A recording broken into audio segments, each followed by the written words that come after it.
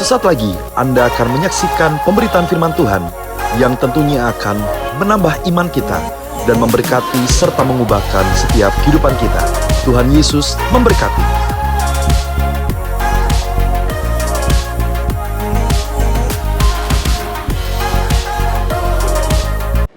Shalom semuanya, jemaat yang dikasihi Tuhan, GBI CBM dimanapun Anda berada. Shalom. Hari ini kita jumpa lagi di ibadah online yang kedua. Saya sudah berjanji kemarin, minggu lalu, kita akan membahas mengenai sampar virus corona menurut perjanjian baru. Sebelum kita membuka Alkitab masing-masing, mari kita menundukkan hati dan kepala kita untuk berdoa kepada Tuhan. Terima kasih Bapa di surga, karena Engkau begitu baik. Engkau selalu menghendaki kami ada di hadapan-Mu, dan tidak ada satu kuasa yang bisa memisahkan kami dari kasih-Mu. Maka lewat ibadah online ini, dimanapun jemaat-Mu berada, Kau gerakkan Tuhan untuk mengikuti ibadah ini. Dan urapi hamba-Mu ini menyampaikan isi hati-Mu. Karena isi hati-Mu adalah firman-Mu yang hidup. Firman yang memberi kami kekuatan. Firman yang memberikan kami terang. Firman yang memberikan kami jalan keluar. Dan kami tahu kuasa firman-Mu melepaskan kami daripada yang jahat. Kami sambut firman-Mu. Biarlah dengan pertolongan Roh Kudus, setiap jemaat Tuhan menangkap, menerima, menghidupinya dan melakukannya selama-lamanya. Kami sambut firman-Mu dalam nama Tuhan Yesus. Mari yang percaya katakan, amin. Amin. Amin. Amin. Mari kita buka Alkitab kita dari Lukas pasal 21. Lukas pasal 21 ayat 7 sampai 18. Judulnya permulaan penderitaan. Saya ulang, Lukas pasal 21 ayat 7 sampai 18. Mari baca bersama-sama. Dan murid-murid bertanya kepada Yesus, katanya, Guru, bila manakah itu akan terjadi? Dan apakah tandanya kalau itu akan terjadi? Jawabnya, waspadalah, supaya kamu jangan disesatkan. Sebab banyak orang akan datang dengan memakai namaku dan berkata, Akulah dia, dan saatnya sudah dekat. Janganlah kamu mengikuti mereka. Dan apabila kamu mendengar tentang peperangan dan pemberontakan, janganlah kamu terkejut, sebab semuanya itu harus terjadi dahulu. Tetapi itu tidak berarti kesudahannya akan datang segera. Perhatikan baik-baik. Tetapi itu tidak berarti kesudahannya akan datang segera. Ayat 10. Ia berkata kepada mereka, bangsa akan bangkit melawan bangsa, dan kerajaan melawan kerajaan, dan akan terjadi gempa bumi yang dahsyat, dan di berbagai tempat akan ada penyakit sampar dan kelaparan, dan akan terjadi juga hal-hal yang mengejutkan dan tanda-tanda yang dahsyat dari langit. Tetapi sebelum semuanya itu, kamu akan ditangkap dan dianiaya. Kamu akan diserahkan ke rumah-rumah ibadat dan penjara-penjara. Dan kamu akan dihadapkan kepada raja-raja dan penguasa-penguasa oleh karena namaku. Hal itu akan menjadi kesempatan bagimu untuk bersaksi. Sebab itu, tetapkanlah di dalam hatimu, supaya kamu jangan memikirkan lebih dahulu pembelaanmu.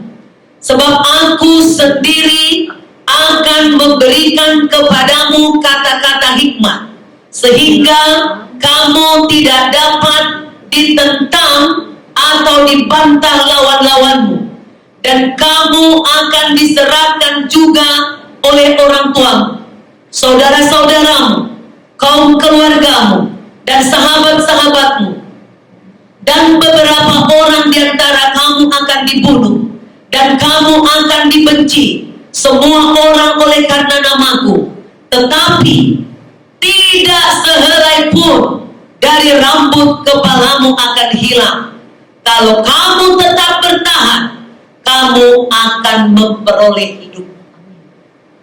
Saudara yang dikasihi Tuhan, akhir-akhir ini virus corona mendorong orang banyak cari tahu. Ada yang cari tahu mungkin lewat dukun, tapi yang paling banyak tentu cari tahu lewat internet. Tapi ada juga banyak orang yang cari tahu dari Alkitab atau kitab suci. Tiap-tiap orang yang beragama, yang merasa ada Tuhan. Saudaraku, khususnya orang-orang Kristen, bahkan pengkhotbah Kristen, kalau kita baca bahasan atau ulasan mereka, kecenderungan pengkhotbah Kristen mengkaitkan COVID-19 ini adalah sampar yang dinyatakan Tuhan melalui Yohanes, yaitu di kitab Wahyu tentang akhir zaman. Dikatakan di kitab Wahyu itu, kalau bisa kita buka dulu sebentar dari kitab Wahyu 6 ayat 7 sampai 8. Wahyu 6 ayat 7 sampai 8. Saya bacakan atau kita baca bersama-sama. Dan ketika anak domba itu membuka meterai yang keempat, aku mendengar suara makhluk yang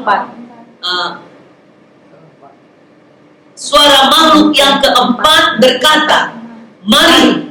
Dan aku melihat sesungguhnya ada seekor kuda hijau kuning, dan orang yang menungganginya bernama Maut, dan kerajaan Maut mengikutinya.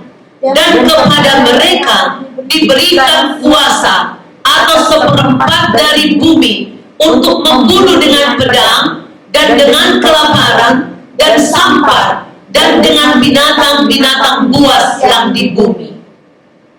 Saudaraku, firman ini memang sepertinya cocok dengan keadaan kita sekarang. Saya ada dengar berita orang yang dari Wuhan, kalau sudah sangat sekarang belum mati banget, sudah langsung dibungkus. Mungkin kalau jumlahnya juga terlalu banyak, tidak sampai mati dibungkus, mungkin juga sudah dikremasi.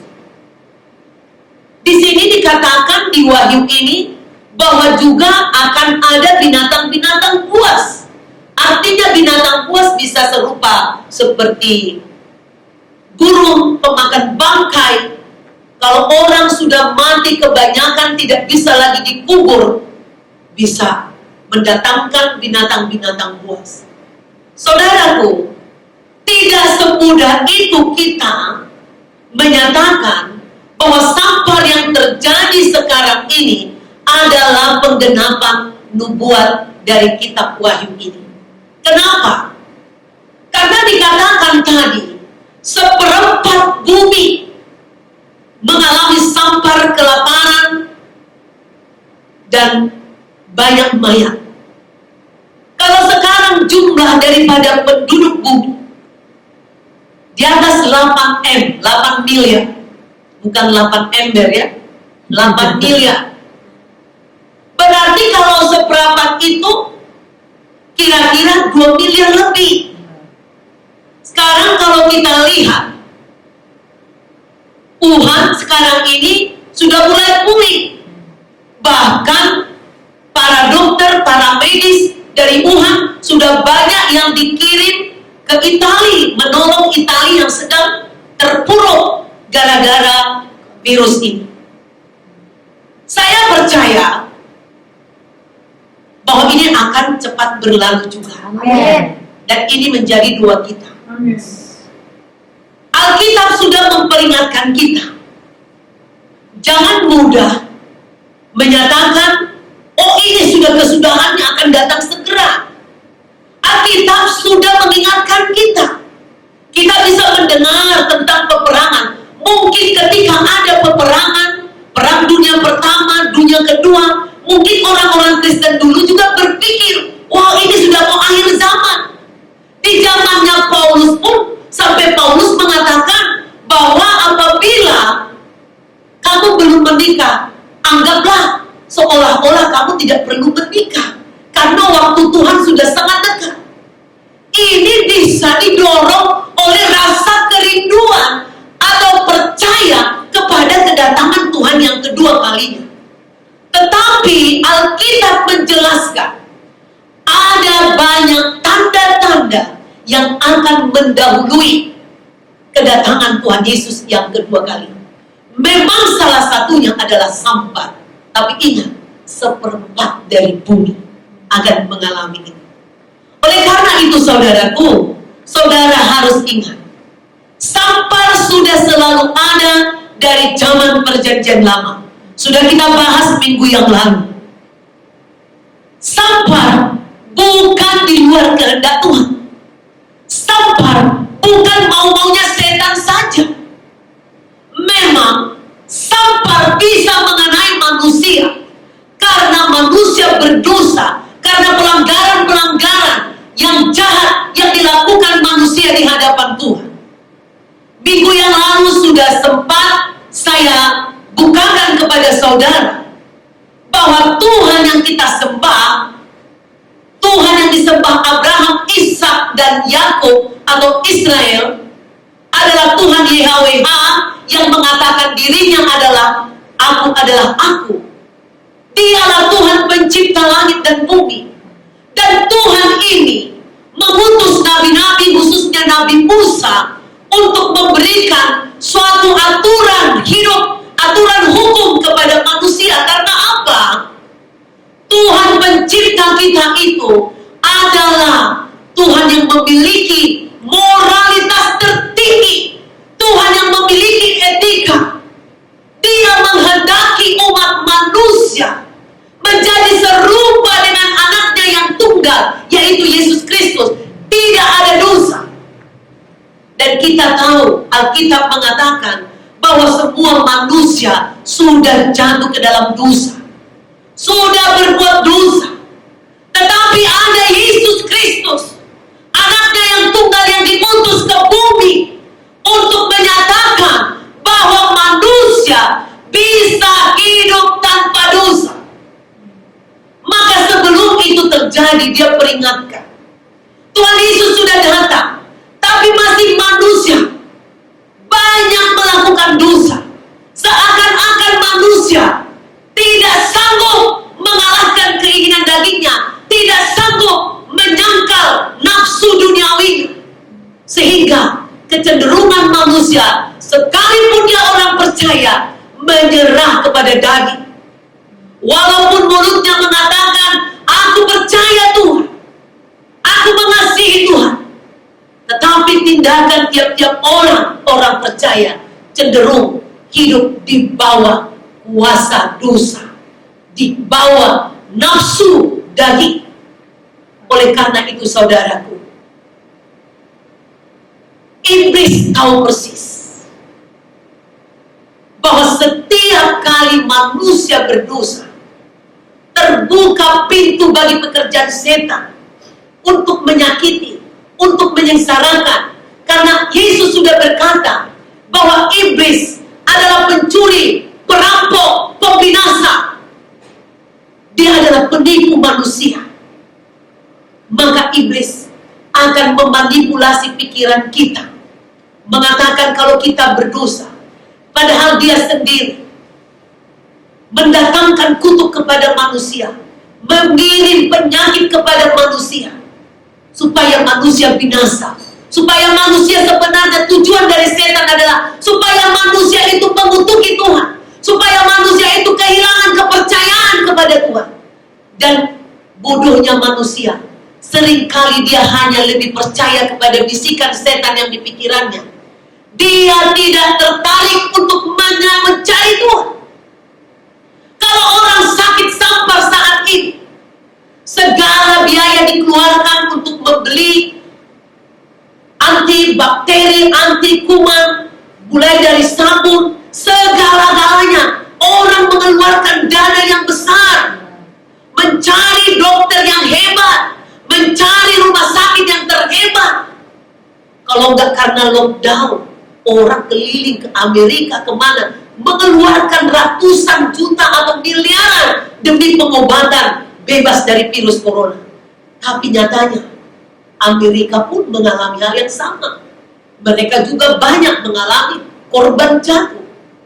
Saudaraku, saya sudah singgung kemarin, virus corona tidak memiliki apa-apa kemampuan untuk membinasakan manusia, kecuali dia didrive oleh roh jahat. Oleh karena itu, kesempatan ini adalah cara Tuhan juga untuk membuat kita, mendorong kita mencari Tuhan dengan sungguh-sungguh. Jangan engkau menghabiskan waktumu, uangmu hanya untuk mencari pengobatan, tetapi engkau tidak mencari Tuhan. Pengobatan seperti apapun hebatnya dan dahsyatnya, saya beritahu saudara semuanya, kesembuhan hanya ada di tangan Tuhan. Amin. Yesus Kristus sudah memproklamirkan dirinya, dialah satu-satunya juru selamat. Bapa Yahweh adalah tabib di atas segala tabib. Amin. Apapun yang kau minta di dalam nama putranya, dia akan kabulkan. Amin. Di dalam Yesus ada kuasa darah yang dicurahkan untuk memberikan kau pengampunan, untuk menghapus dosamu dan membebaskan engkau dari maut, dari kematian, dari penyakit. Sebab semuanya itu sudah ditanggung di kayu salib, Amin. sudah dikalahkan. Amin. Saudaraku, darah Yesus adalah darah yang berkuasa, yang tidak ada tandingannya, tidak ada bandingannya. Virus tidak akan mampu membunuhmu, bahkan dia akan terbakar sebelum mendekat dengan engkau, jika engkau betul-betul mencari Tuhan. Amin. Tubuh kita kalau penuh kemuliaan, kenapa Adam dan Hawa tidak pernah sakit, tidak pernah sulit, tidak pernah sukar? Kita baca, karena dia hidup dalam kemuliaan Tuhan. Maka virus corona yang datang sekarang mengingatkan kita supaya kita mencari Tuhan, supaya kita mengutamakan Tuhan, tidak mengutamakan pekerjaan kita, tidak mengutamakan janji kita dengan orang lain, tetapi mengutamakan mencari wajah Tuhan, Amin. mencari kuasanya, mencari kerajaannya. Inilah yang berkenan kepada Tuhan. Saya yakin virus corona mendekat pun dia tidak mampu. Sebelum dia datang kepada kita, sudah terbakar oleh kuasa darah Yesus yang kita yakini dan yang kita percaya. Oleh karena itu, saya beritahu kepada saudara, jangan takut. Alkitab mengatakan takut karena kekurangan kasih atau tidak ada kasih. Kalau engkau mengasihi Tuhan, engkau akan membayar harga, mempersembahkan hidupmu yang paling bermutu, yang paling berharga untuk mencari kerajaan. Meninggalkan apapun yang terpenting menurut dunia ini untuk mencari wajah. Ketika engkau ada di hadapan Tuhan, tidak ada sesuatu yang tidak mampu dilakukan oleh Tuhan. Oleh karena itu saya sarankan kepada saudara, tidak perlu takut. Tidak perlu saudara terus-terus hanya mencari searching hanya tentang corona, pengobatannya, dan lain-lainnya. Saya beritahu saudara, saudara memang harus hidup bersih. Karena setan juga suka dengan orang-orang yang jorok. Saudara harus hidup bersih.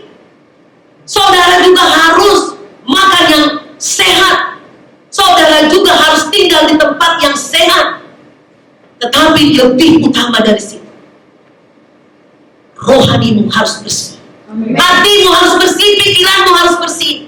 Engkau harus mengutamakan hubungan dengan Tuhan. Amin. Jika Tuhan besertamu, mau beribu rebah di kiri kananmu, jangan gak percaya dengan kuasa firman Tuhan yang sudah menjamin engkau tidak akan jatuh tergeletak. Tuhan yang akan membuatmu berdiri. Amin. Banyak orang mati-matian mencari pengobatan, tapi jarang orang mati-matian untuk bertobat. Begitu dia rasa sulit, sakit sih, susah sih. Saya beritahu saudara, di Alkitab ini, kalau kau mati-matian membacanya, kau usah mati-matian deh. Sungguh-sungguh aja rutin, mulai teratur, kau baca Alkitab ini, tubuhmu akan dipenuhi kuasa dari Yesus. Tubuhmu akan penuh kemuliaan. Sakit penyakit apapun, jangankan virus corona, penyakit yang paling mematikan, mau tidak berkuasa atasmu.